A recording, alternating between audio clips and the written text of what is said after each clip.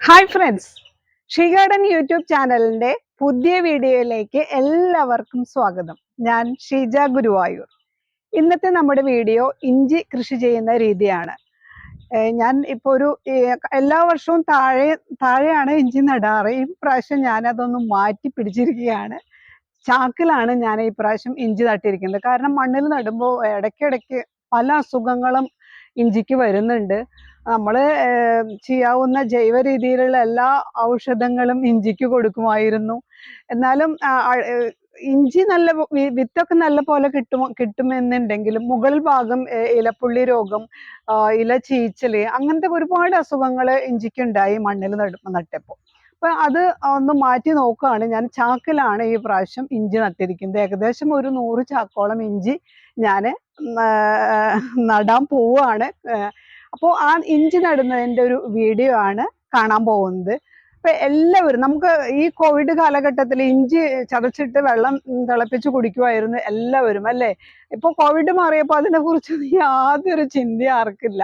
പക്ഷെ അത് വേണ്ട, നമുക്ക് അത് സ്ഥിരമായിട്ട് അങ്ങ് ഉപയോഗിച്ചാൽ എന്താ, എപ്പോഴും നമുക്ക് വീട്ടാവശ്യത്തിനുള്ള ഇഞ്ചി വീട്ടിൽ തന്നെ ഉണ്ടാക്കാം. ഏത് കാലാവസ്ഥയിലും എപ്പോഴും നമുക്ക് ഇഞ്ചി ഉണ്ടായിക്കൊണ്ടേയിരിക്കും. അപ്പൊ ഈ ആകുമ്പോൾ നമുക്ക് സ്ഥലപരിമിതി ഒന്നും നോക്കേണ്ട കാര്യമില്ല. ഗ്രോ ബാഗിലും ചാക്കിലും ഒക്കെ ഇഞ്ചി നല്ലപോലെ നമുക്ക് വിളയിച്ചെടുക്കാനായിട്ട് കഴിയും. അപ്പോൾ ആ ഇഞ്ചി കൃഷി ചെയ്യുന്ന രീതി, അപ്പൊ ഇതിലേക്ക് ഞാൻ ഒത്തിരി സാധനങ്ങൾ ആഡ് ചെയ്യുന്നത് എന്താന്നുള്ളത് നിങ്ങൾക്ക് കാണാം. ഇതിൽ മെയിൻ ആയിട്ടുള്ള ഒരു സംഭവമാണ് കൊട്ടടയ്ക്കാത്തോട്. ഇഞ്ചി കൃഷിയിൽ കൊട്ടടയ്ക്കാത്തോട് വിട്ട് കളയരുത്. അത് പ്രധാനപ്പെട്ട ഒരു ഐറ്റമാണ്. അതിൽ മികച്ച വിളവും എനിക്ക് കഴിഞ്ഞ വർഷം 3 ചാക്കിൽ നട്ടായിരുന്നു. ഇതൊന്ന് പരീക്ഷിച്ച് നോക്കാനായിട്ട്. നല്ല പോലെ ഇഞ്ചി, നമുക്ക് നല്ല കരുത്തുള്ള ഇഞ്ചി നമുക്ക് കിട്ടിയിരുന്നു.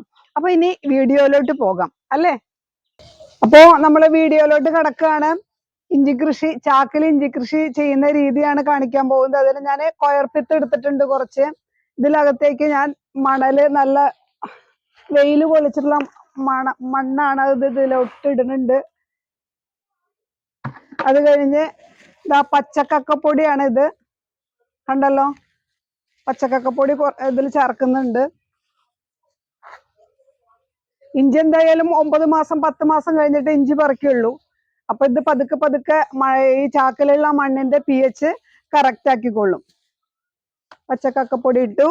ഇനി അടുത്തത് ചാണകപ്പൊടിയാണ്, അത് കുറച്ചിടുന്നുണ്ട്. ചാണകപ്പൊടി. ഇനി കുറച്ചിടുന്നത് വേപ്പിൻ പിണ്ണാക്കാണ്.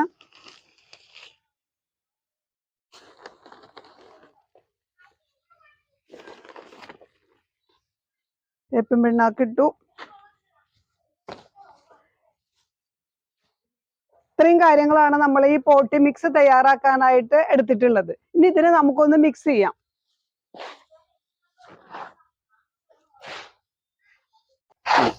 അപ്പൊ നമ്മുടെ പോട്ടി മിക്സ് ഇവിടെ റെഡി ആയി കഴിഞ്ഞു. ഇനി നമുക്കിത് ചാക്കിലോട്ട് നിറയ്ക്കാം. അപ്പൊ അതിന്റെ മുന്നേ ആയിട്ട് ഞാൻ കുറച്ച് കരിയില ഇതിനകത്തോട്ട് നിറയ്ക്കുന്നുണ്ട്. കുറച്ച് പോട്ടി മിക്സ് നമുക്ക് ആവശ്യമുള്ളൂ.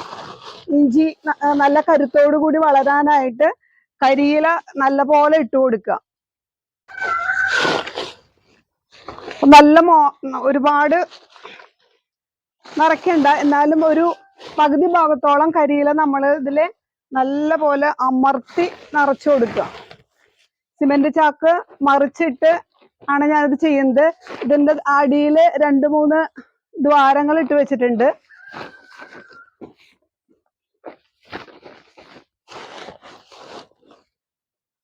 ഇപ്പൊ ഇഞ്ചി ഇങ്ങനെ വളരും തോറും നമുക്ക് ഇതില് കരിയില നമുക്ക് ഫില്ല് ചെയ്ത് കൊടുക്കാനായിട്ട് പറ്റും. മാത്രമല്ല, താഴെ നടുമ്പോ നമുക്ക് ഒരുപാട് അസുഖങ്ങൾ ഇഞ്ചിക്ക് വരുന്നുണ്ട്. അപ്പൊ അതുകൊണ്ട് ഇതിലാവുമ്പോ അത്ര പ്രശ്നങ്ങൾ സംഭവിക്കില്ല. അപ്പൊ നല്ലപോലെ കരിയില നിറച്ചു കഴിഞ്ഞു. ഇനി ഞാനിതില് നിറയ്ക്കാൻ പോകുന്നത് കൊട്ടടക്കയുടെ തൊണ്ടാണ്. കണ്ടല്ലോ, ഏകദേശം ഒരു 100 ചാക്കിലോളം ഞാൻ ഇഞ്ചി നടുന്നുണ്ട്. അപ്പൊ ഇനി കൊട്ടടക്കയുടെ തൊണ്ടാണ് ഇതിൽ ഇടാൻ പോകുന്നത്. കുറച്ചിട്ട് കൊടുക്കാം കേട്ടോ.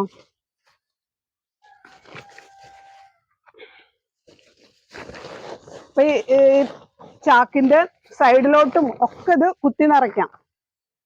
കുറെ കഴിയുമ്പോൾ ഇതിങ്ങനെ കമ്പോസ്റ്റായി താഴോട്ട് പോവാം. അപ്പൊ അതിനനുസരിച്ച് നമ്മൾ കരിയിലൊക്കെ ഇട്ട് കൊടുത്ത് ഇതിങ്ങനെ ഫില്ല് ചെയ്തുകൊണ്ടിരിക്കുക.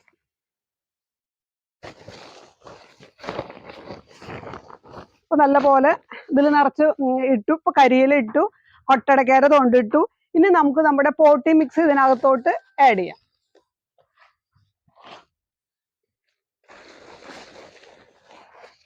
പോട്ടി മിക്സ് ഒരുപാട് വേണ്ട, കുറച്ച് മതി. അപ്പൊ ഇതുകൊണ്ട് ഒരു 2 പാത്രം അല്ലെങ്കിൽ ഒരു 2.5 പാത്രമൊക്കെ നമുക്ക് ഇട്ട് കൊടുക്കാം. അപ്പൊ ആവശ്യത്തിന് ആയിട്ടുണ്ട്.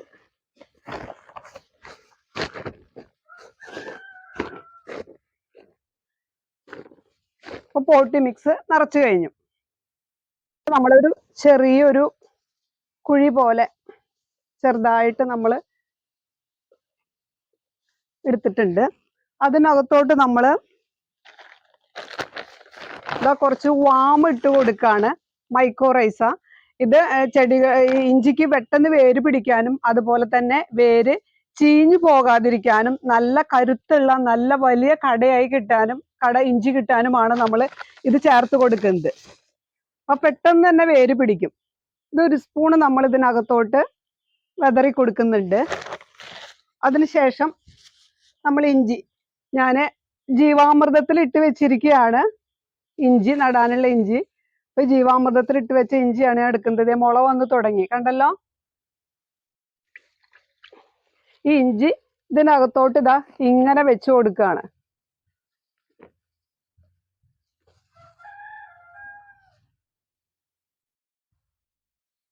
ഇങ്ങനെ വെച്ചു. ഇനി നമുക്ക് ഇതിന്റെ മുകളിലോട്ട് ചാണകപ്പൊടി ഇട്ട് കൊടുക്കുക. അപ്പൊ ഈ വാമ ഇട്ടതിന് ശേഷം നമ്മൾ അഥവാ മൈക്കോറൈസ ഇട്ടതിന് ശേഷം നമ്മൾ ഇതിനകത്തോട്ട് ജീവാമൃതത്തിൽ മുക്കി വെച്ചിരിക്കുന്ന ഇഞ്ചിയാണ് വെച്ചിരിക്കുന്നത്. ഇനി ഇഞ്ചിക്ക് മുകളിലായിട്ട് നമ്മൾ ഇട്ട് കൊടുക്കാൻ പോകുന്നത് ചാണകപ്പൊടിയാണ്.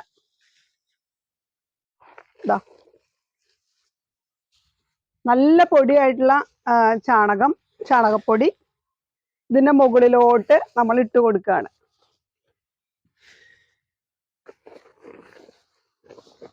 കണ്ടല്ലോ, ഇത്രയും കാര്യങ്ങൾ നമ്മളിപ്പോ ചെയ്തു കഴിഞ്ഞു.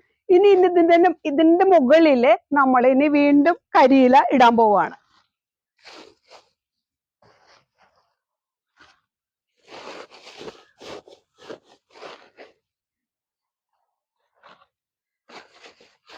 ഒറ്റയടിക്ക് 100 ചാക്ക് നിറച്ച് ഇഞ്ചി നടാൻ എനിക്ക് കഴിയില്ല.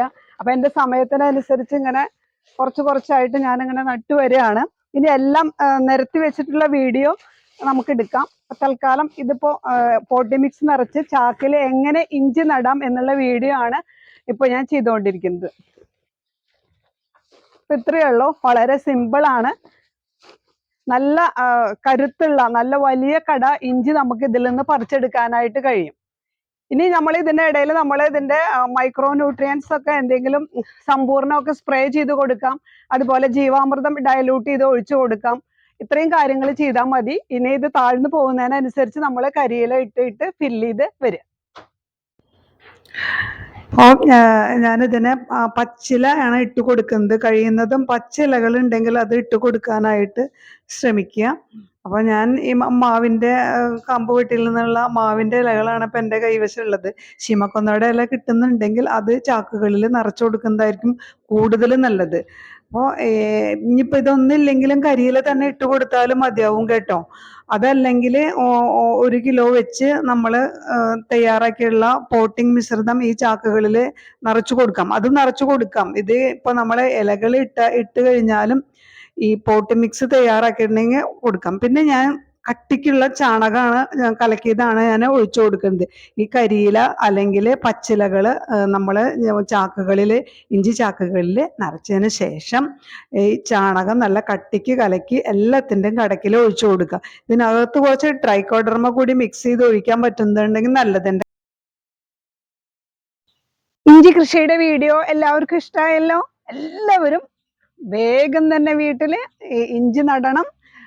സംശയങ്ങളൊക്കെ ഉണ്ടെങ്കിൽ എന്നെ വിളിക്കണം കേട്ടോ. ഞാൻ എൻ്റെ എല്ലാ വീഡിയോയിലും പറയാറുണ്ട്, നിങ്ങൾക്ക് എന്ത് ഡൗട്ട്സ് ഉണ്ടെങ്കിലും വിളിച്ച് ചോദിക്കണം, അല്ലെങ്കിൽ കമന്റ് ബോക്സിൽ അത് ചോദിക്കണം എന്ന്. ഇപ്പൊ ഇഞ്ചി കൃഷി ഇപ്പൊ നമ്മൾ ഫുള്ള് എൻ്റെ എല്ലാ ഇഞ്ചിയും നട്ട് കഴിഞ്ഞു. എല്ലാവരും കണ്ടില്ലേ, അടിപൊളിയായിട്ട് ഞാൻ ഇഞ്ചി നട്ട് കഴിഞ്ഞു. അപ്പോൾ ഞാൻ ഒറ്റയ്ക്കാണ് എൻ്റെ കൃഷി. എനിക്ക് സഹായത്തിനൊന്നും ആരുമില്ല. അതുകൊണ്ട് തന്നെ ഒരു 100 ചാക്ക് ഒരു ദിവസം അല്ലെങ്കിൽ 2 ദിവസം കൊണ്ട് പോട്ടി മിക്സ് ഒക്കെ തയ്യാറാക്കി നിറച്ച് എടുക്കുക എന്നുള്ളത് ഭയങ്കര ബുദ്ധിമുട്ടാണ്. അപ്പൊ എൻ്റെ ഒഴിവിനനുസരിച്ച് ഞാൻ പതുക്കെയാണ് ഇത്രയും പൂർത്തീകരിച്ചത്. അപ്പൊ ഈ കൊട്ടടയ്ക്കത്തോടിന്റെ കാര്യം മറക്കരുത്. അത് ഒരു പ്രധാന ഐറ്റം തന്നെയാണ്. പിന്നീട് ഈ നട്ട് കഴിഞ്ഞതിന് ശേഷം നമുക്ക് പോട്ടി മിക്സ് ഇനി നിറയ്ക്കേണ്ട ആവശ്യം ശരിക്കും വരുന്നില്ല. നമ്മൾ കരിയില തന്നെ നിറച്ച് ഇത് കരിയില പെട്ടെന്ന് അങ്ങനെ കമ്പോസ്റ്റ് ആയി പോകുമല്ലോ. അതിനനുസരിച്ച് ഇത് താഴ്ന്നുകൊണ്ടിരിക്കും. അപ്പൊ അതിനനുസരിച്ച് നമ്മൾ വീണ്ടും കരിയില ഇട്ടുകൊണ്ടിരിക്കുക കേട്ടോ. പിന്നീട് സൂഡോമോണസ് ഒരു 10 ദിവസം അല്ലെങ്കിൽ 15 ദിവസത്തെ ഇടവേളകളിൽ 20 ഗ്രാം സൂഡോമോണസ് 1 ലിറ്റർ വെള്ളത്തിൽ എന്ന കണക്കിൽ കലക്കി 250 ml എങ്കിലും ഒരു ഇഞ്ചി കടക്കിൽ ഒഴിച്ചു കൊടുക്കാനായിട്ട് ശ്രദ്ധിക്കുക. അപ്പൊ പിന്നെ അസുഖങ്ങളൊന്നും ഇഞ്ചിക്ക് വരാതെ നമുക്ക് അതിനെ സംരക്ഷിക്കാം. വേറെ ഒന്നും ചെയ്യേണ്ട ആവശ്യമില്ല. ഇത്രയും കാര്യങ്ങളെ ചെയ്യേണ്ടുള്ളൂ. അപ്പൊ എല്ലാവർക്കും ഇനി അടുത്തൊരു കിടുക്കാച്ചി വീഡിയോയുമായി ഞാൻ ഉടനെ തിരിച്ചു വരും. അതുവരേക്കും ടാറ്റാ.